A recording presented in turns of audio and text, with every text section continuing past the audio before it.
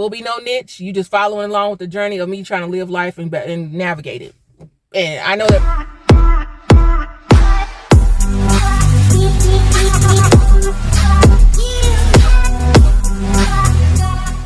that we're all learning out here. So if you want, to be influenced, you're more than welcome to check out, go, check out some influencing. But over here, we're learning how to navigate life. We're learning new things. We're picking up new concepts. The reason is ready, ready, set, go, to be ready for anything. So that's that. But I want to talk about podcasts I listen to. So I'm in the middle of listening to the Deep End's latest. I think it's called the Business of Economics. And I'll try to remember to put a picture up. Anyway, they're talking about thresholds and like individual's threshold is for them. So if you think about if God, have you ever, and that's why jealousy, they ain't talking about jealousy, but that's why jealousy is always one of the things you got to check at the door. Like, what are you jealous of? Someone else's threshold or favor, and you need to be careful about that.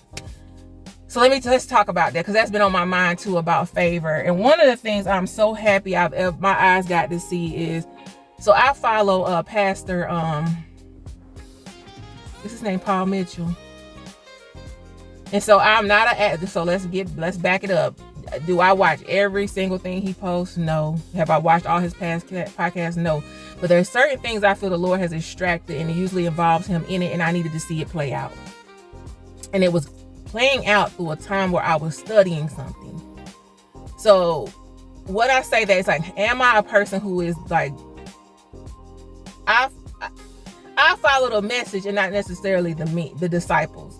I care about the disciples, but I care about what is the message that you're trying to send to me. Because I'm less of, so when things fall out with different people, it don't bother me, because I was here for the meat.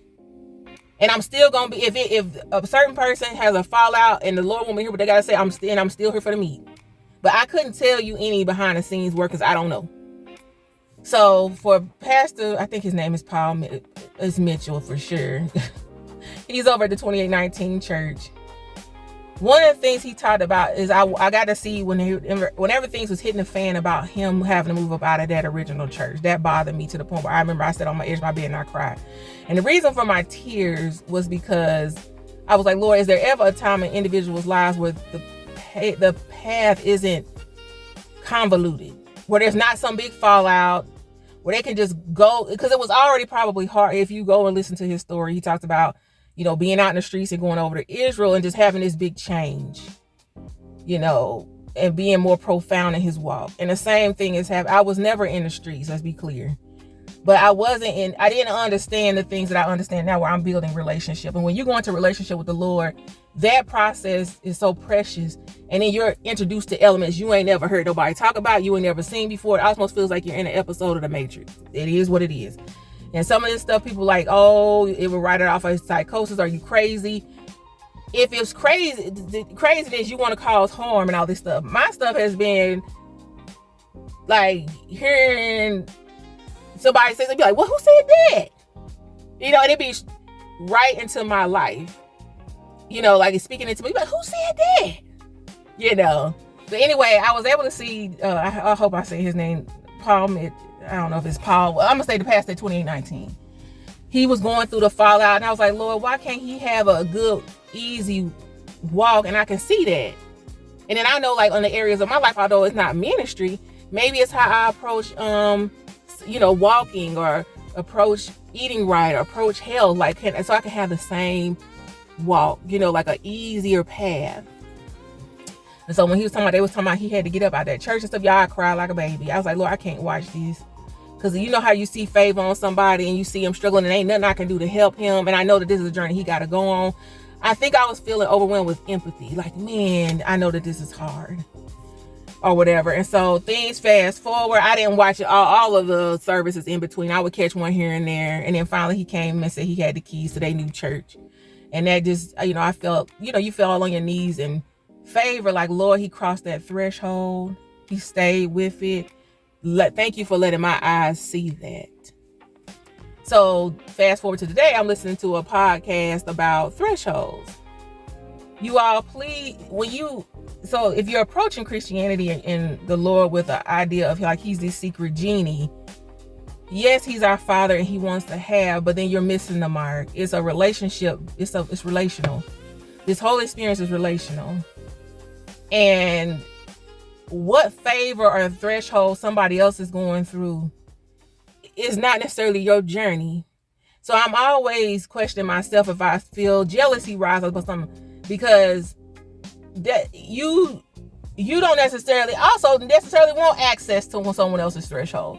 And the point they made on the podcast today on the deep end, so we're moving past 2819 back to this podcast, is they said, let's say, and they used the analogy of Warren Buffett. They talked about Charlie Munger had passed away. I didn't know that Charlie Munger had passed away, or maybe I did and didn't remember.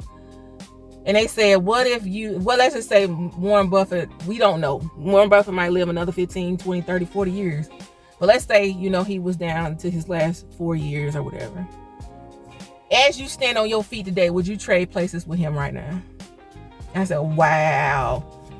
Would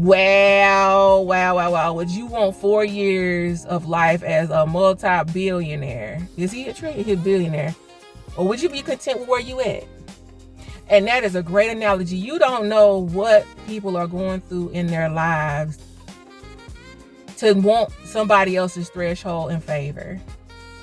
And it's worth you thinking about, you don't know what favor you're in. And as this, I be thinking that I'm doing what the Lord told me to do. And there's some days where I am challenged.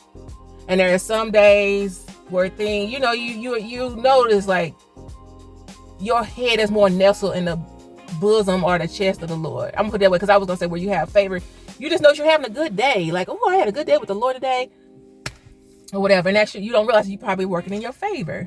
And so I say all that to say, sometimes you can take for granted, and Holy Spirit, let me try to say what it is that you want me to say. Sometimes we can take for granted, and you're looking at what somebody else has, you miss the mark on your own favor. You don't know what kind of spiritual staffing that the Lord has had to dispatch and how expensive that cost is to the spirit in the spiritual realm. So let's say, for instance, that day your favor may be protection over your life and you didn't realize it. Maybe the Lord had to dispatch, staffing to make you run late today, or make you run early, and you bypassed car accidents, or you bypassed, the elements of going outside every day. And that stuff, although we don't ever think about it, those are still resources. There is a expense, a cost for that. Whether it be that the Lord had to spend a little bit more time orchestrating the path, that's expensive. And although time doesn't work the same, that's thought. That's thought put and breathed into you. So a lot of the time, I say all that to say, yes, economics are important, but the more I'm getting into my relationship with Lord, the less hold it has.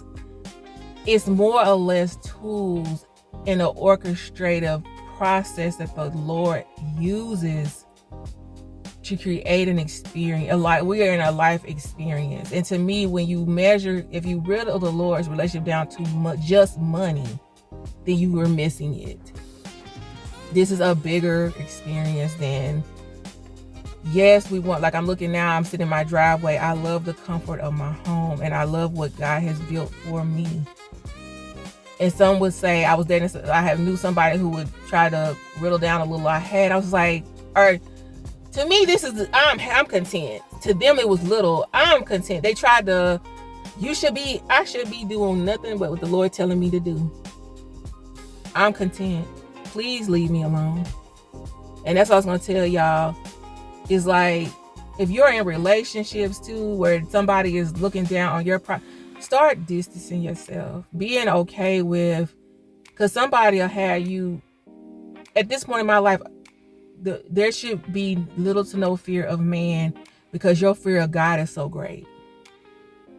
And I say that meaning, there's no, at the big age that I'm in now, there's no amount of punishment that my mama could put on me that I know that the Lord could. So she didn't even worry, is my daughter out there? Nope, because I'm too scared. I'm too scared of what the Lord is going to put on. I ain't, but what you talking about, I can lie to you. I can lie to my mama.